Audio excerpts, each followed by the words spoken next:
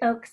So today I'm going to walk you through a psychological exercise that uses a fair bit of humor to help you get a little bit of distance from painful thoughts.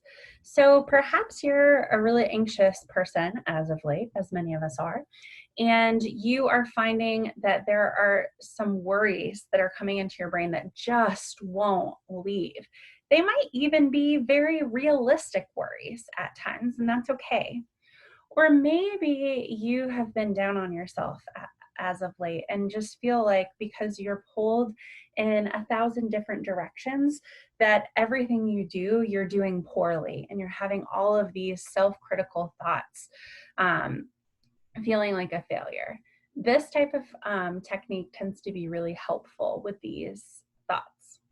So, what this is a mindfulness exercise to help us realize that our thoughts are just that, thoughts.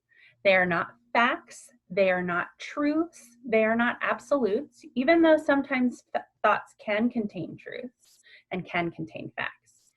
And so sometimes when we have these super painful thoughts, they attach to our brain almost like a fish hook. And even when we try and get away and get some distance from them, it's almost like they're stuck in there, and no matter what we do, we can't get away from them. When this happens, you can use sort of tone of voice, speed of voice, and other vocal exercises to try and get some distance. So I'm going to go through a bunch of different ways that this can look, and I will illustrate it for you. So a common worry or thought that has come up today with a number of folks that I've worked with is that they are failing at everything. Okay, so that's going to be the thought we're going to use here. I'm failing at everything. Now, to get some distance, you could actually sing out this song. I'm failing at everything, right? You could slow down your speed of voice so that you notice all of the syllables and not necessarily the words. I am failing at everything. Get a little bit of distance. It doesn't feel as real when you do that. It doesn't feel as profound or truthful when you do that. Alternatively, you could go in the opposite direction and speed it up and say it over and over and over again until it starts to sound like nothing anymore. I'm failing at everything, I'm failing at everything, I'm failing at everything, I'm failing at everything, I'm failing at everything, I'm failing at everything, and so on. Do that for 4 minutes and you'll be so sick of that thought that it won't actually sound like words anymore.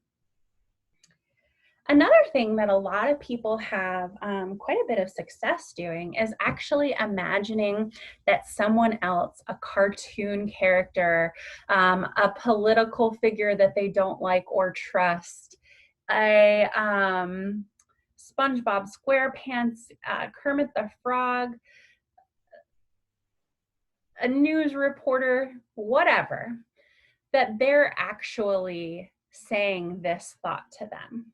So I often use Mickey Mouse myself for this one, just because I find him to be rather absurd. So in this case, you would say, preferably out loud, I am a failure, and try and mimic that particular character. You also could just imagine that in your mind, but saying it out loud often gives it an extra punch. Most of the time, when people try this, they actually notice that they laugh a little bit. They are able to see that it is a thought as opposed to a fact. And they get a little bit of distance, a little bit of relief. So next time you have a really painful thought that sticks around, give it a try and see how it goes for you.